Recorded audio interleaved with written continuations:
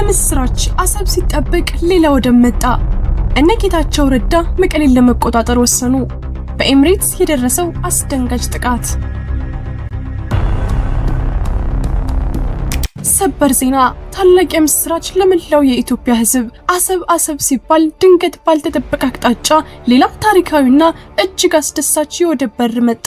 ልዕለ ኃያሉ አሜሪካና የምስራቅ አፍሪካዋ ቁልፍ ሀገር ሶማሊላንድ መላውን ዓለም ያስደነገጠ ታሪካዊ ስምምነት ላይ ለመድረስ ሚስጥራዊ ውይይት መጀመራቸውን የዓለማችን ታዋቂው ጋዜጣ ፋይናንሻል ታይምስ በሰበር ዜናው ይፋ አደረገ።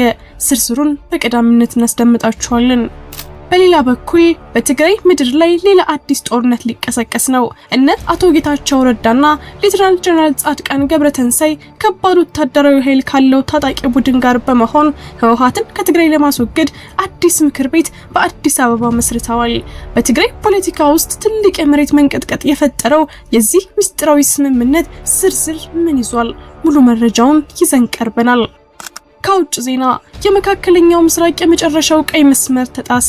የኤምሬትስ ግዙፉ የባራካ የኒውክሌር ጣቢያ በድሮን ጥቃት ተመቶ እሳት ተነስቷል።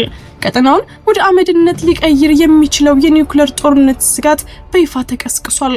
ከዚህ አደገኛ ጥቃት ጀርባ ማን አለ? አቡዳቢስ ምን አይነት አስፈሪ ምላሽ ለመስጠት እየተዘጋጀች ነው? ዝርዝር ዘገባውን ይዘናል። አብራችሁን ቆዩ። ሰላም ውድ ቤተሰቦች እንደምን አላችሁ? ይህ ዜና ላፍታ ነው። ቪዲዮውን ላይክ በማድረግ ይጀምሩ እያልን ወደ ዝርዝር ዜናዎች አለፍን።